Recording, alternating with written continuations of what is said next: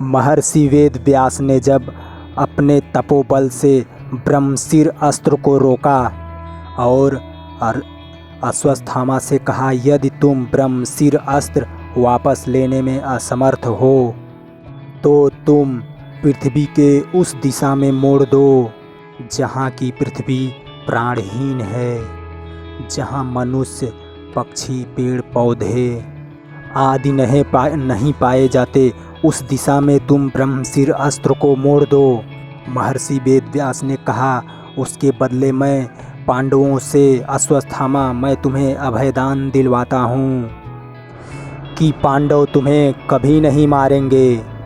अश्वत्थामा ने कहा, ना, गंधर्व, किन्नर, देवता, किसी का भी भय मेरे पास नहीं आता, तो मैं इन पांडवों से क्यों अभयदान लूँ, जिनके समस्त वंश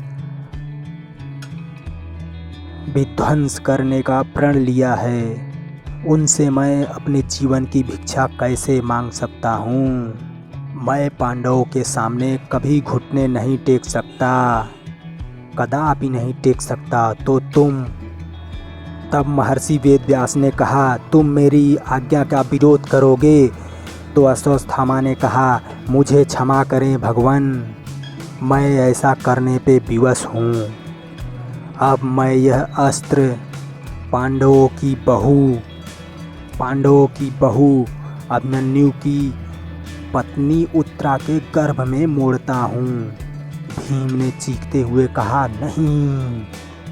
फिर युधिष्ठिर ने कहा, अश्वत्थामा, और इससे पांडवों का वंश ही नष्ट हो जाएगा। अश्वत्थामा ने कहा, और मेरा दुर्योधन को दिया हुआ वचन पूरा हो जाएगा। हा हा हा।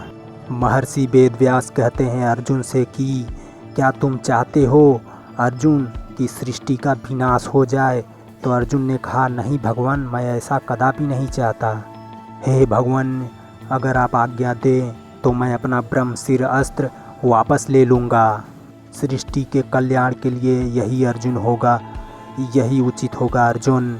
महर्षि वेदव्यास ने कहा कि तुम अपना अस्त्र वापस ले लो। अर्जुन ने कहा, आपकी आज्ञा सिरोधार है भगवान, मैं अपना ब्रह्मशिर अस्त्र वापस लेता हूँ। अर्जुन ने कहा, परंतु हमारी आपसे विनती है कि आप अश्वत्थामा को भी कहिए कि वो भी ब्रह्मशिर अस्त्र अपना वापस ले। फिर अर्जुन ने कहा, हे ब्रह्मशिर अस्त्र, मैं महर्षि वेदव्यास की आज्ञा के अनुसार समस्त भूलोक के कल्याण के लिए मैं तुम्हें आज्ञा देता हूँ कि तुम हमारे अस्त्र भंडार में तुम वापस आ जाओ।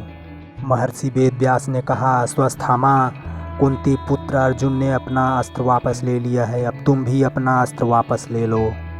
अश्वत्थामा, विलंब ना करो, अपना अस्त्र वापस ले लो।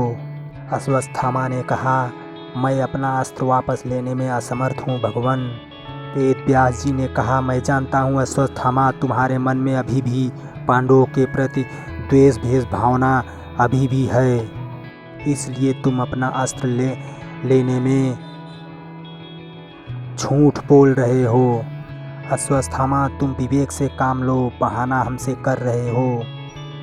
ब्रह्मशिर अस्त्र की भयंकर और विनाशकारी शक्ति को तुम जानते हो अश्वत्थामा।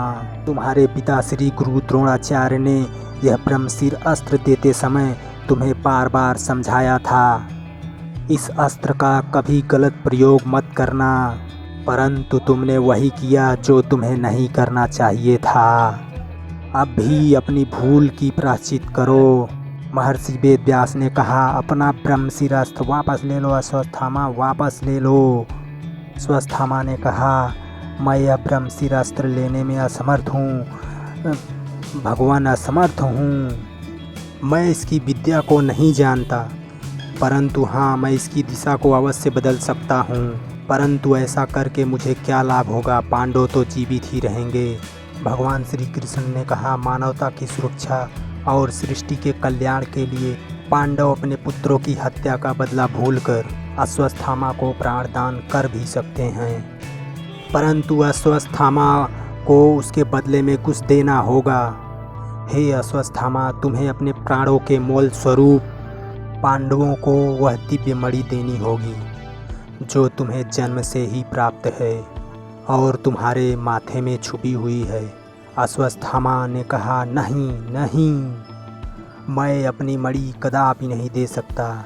मेरी मणि मुझे प्राणों से भी प्रिय है।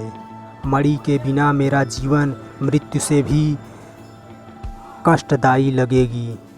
मेरी मणि मेरा प्राण है और प्राण के बिना यह शरीर कभी जीवित नहीं रह सकता और इसी मणि के कारण मुझे कभी भूख नहीं लगती। इसी मणि के कारण मेरा शरीर हमेशा रोगों से मुक्त रहता है। मुझे कोई पीड़ा नहीं और कोई कष्ट नहीं होता है। नाग, देवता, गंधर्व, मुझे किसी से कोई भय नहीं है। और अश्वत्थामा ने अपने बल से ब्रह्मशिर अस्त्र को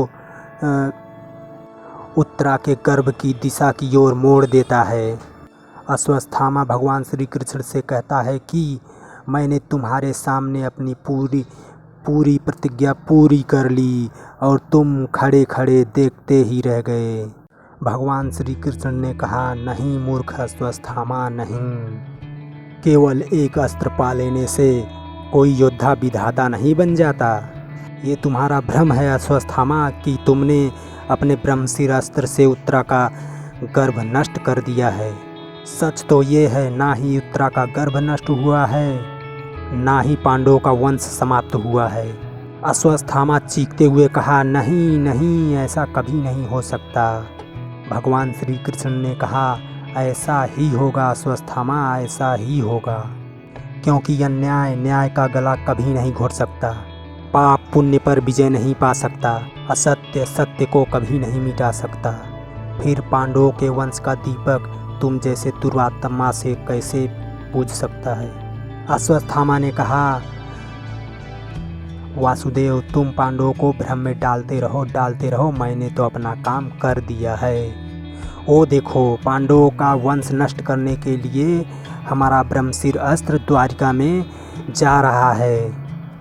जैसे ही उत्तरा के गर्भ की तरह ब्रह्मशिर अस्त्र बढ़ता है, वैसे ही उत्तरा चीखने चिल्लाने लगती है। उसको आभास होने लगता है कि कुछ गलत हो रहा है हमारे साथ। उत्तरा कहती है, हे भगवान, हमारे और हमारे बच्चे की रक्षा करो भगवान, रक्षा करो।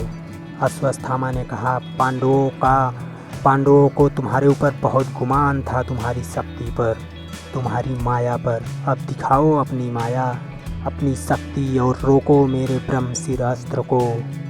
फिर अर्जुन भगवान श्री कृष्ण से कहते हैं, हे भगवान, मैं तुम्हारी प्रभुता को पहचानता हूँ। तुम आप इसे अवश्य रोक सकते हो, इसमें मुझे कोई संदेह नहीं है। आपके होते हुए उत्तरा का गर्भ नष्ट कभी नहीं होता, परंतु भगवान इस अश्वत्थामा को बता दीजिए कि आप ही सर्वशक्तिमान हैं। फिर अश्वत्थामा हंसते हुए कहता है, हाँ, दिखाओ, फिर कोई और चमत्कार, रोक लो मेरे ब्रह्मशिर अस्त्र को। फिर भगवान श्री कृष्ण अपने सुदर्शन चक्र से कहते हैं, जाओ सुदर्शन, तुम उत्तरा के गर्भ से ब्रह्मशिर अस्त्र की रक्षा करो, जाओ। और सुदर्शन चक्र ब्रह्मशिर अस्त्र से उत्तरा का रक्षा करता है। फिर भगवान श्री कृष्ण ब्रह्मा का ध्यान करते हैं और ब्रह्मा जी कहते हैं, प्रभु बताइए, प्रणाम, क्या आज्ञा है हमारे लिए। कृष्ण भगवान कहते हैं, हे ब्रह्मदेव, आपके ब्रह्मशिर अस्त्र का अश्वत्थामा ने दुरुपयोग किया है। ब्रह्मा जी कहते हैं, हाँ प्रभु, अभी तक ऐसे अयोग्य के हाथ में रहकर उसका शौर्य बढ़ा रहा था। फिर भगवान श्री कृष्ण ने कहा, उसने अपनी अयोग्यता का प्रदर्शन करते हुए अपनी निजी दुश्मनी निकालने के लिए ब्रह्मशिर अस्त्र का उत्तरा के गर्भ को नष्ट करने के लिए इस्तेमाल करता है। मैंने सुदर्शन को भेजकर पांडवों के अंतिम दीपक को बुझने से बचा लिया है। फिर भगवान श्री कृष्ण ब्रह्मा जी से कहते हैं, प्रभु, मेरी आपसे एक विनती है। तो ब्रह्मा जी कहते हैं, नहीं भगवान, आदेश कीजिए, विनती नहीं। हे ब्रह्मदेव, जिसकी जितनी झोली होती है उसमें उतना ही अन्न समाता है। यदि किसी को उसकी क्षमता से अधिक मिल जाता है तो वह उसके महत्व को भूलकर उसका दुरुपयोग करने लगता है।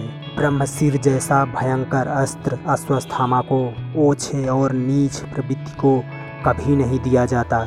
उसे धारण करने के लिए अर्जुन जैसा धैर्यवान और बुद्धिमान होना चाहिए, अन्यथा सृष्टि का विनाश होने में अधिक समय नहीं लगता। फिर ब्रह्मा जी ने कहा, समझ गया प्रभु, आज से आपकी आज्ञा का पालन होगा। अब मैं अपना ब्रह्मशिर अस्त्र वापस लेता हूँ। अश्वत्थामा चीखते चिल्लाते हुए कह रहा था, नहीं, ऐसा कभी नहीं हो सकता, मेरा अस्त्र कभी विफल नहीं हो सकता। फिर भगवान श्री कृष्ण ने कहा, अश्वत्थामा, तुम्हारे अस्त्र को मैंने विफल कर दिया है, तुम सच्चाई से कहाँ तक भागते रहोगे, और उत्तरा का गर्भ भी अभी जीवित है। अश्वत्थामा उत्तरा का पुत्र जन्म लेगा और वह एक लंबी आयु तक जीवित रहेगा। वह राजा परीक्षित के नाम से प्रसिद्ध होगा। अश्वत्थामा, तुमने जो पाप किए हैं उनके लिए विधाता भी तुम्हें क्षमा नहीं करेगा। तुम्हें अपने पापों का दंड भुगतना पड़ेगा। अश्वत्थामा, तुम्हारा वो हाल होगा कि लोग तुम्हारा तिरस्कार करेंगे, तुम्हारी छाया से भी लोग दूर भागेंगे। हजारों वर्ष तक तुम धरती पर मारे मारे फिरते रहोगे, फिर भी तुम्हें ठिकाना नहीं मिलेगा। लोग तुमसे बात करने में भी पाप समझेंगे। तुम अपने पाप की गठरी लिए निर्जल प्रदेशों में घूमते रहोगे, यहाँ तक कि तुम अपनी छवि देखकर स्वयं डर जाओगे। तुम्हें अपने आप से घृणा होने लगेगी। हे अश्वत्थामा, तुम स्वयं अपना तिरस्कार करोगे। इस जीवन से जिसे तुम आज बहुत प्रेम करते हो, तुम्हें उसी से घृणा होने लगेगी। और अश्वत्थामा चीखता रहा, चिल्लाता रहा, और भगवान श्री कृष्ण ने कहा, तुम मृत्यु के लिए भीख मांगोगे अश्वत्थामा, परंतु तुम्हें मृत्यु आएगी नहीं। हाँ, परंतु तुम्हें मृत्यु आएगी नहीं। फिर अश्वत्थामा ने चीखते हुए कहा, नहीं मधुसूदन, ऐसा मत कीजिए, मुझे इतना भयंकर दंड मत दो मधुसूदन। भगवान कृष्ण ने कहा, अश्वत्थामा, तुम्हें ये दंड तो भुगतना ही पड़ेगा। प्रारब्ध ने तुम्हारे कर्मों का यही फल निश्चित किया है। जो जैसा करेगा वह वैसा भरेगा।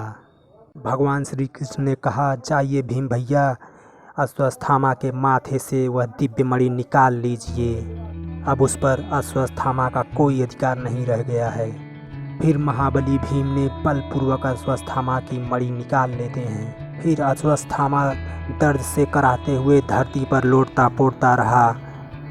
दोस्तों, वीडियो आपको कैसा लगा कमेंट करके बताओ। अगर अच्छा लगा हो तो चैनल को सब्सक्राइब करो, वीडियो को लाइक करो। धन्यवाद, थैंक यू, जय हिंद।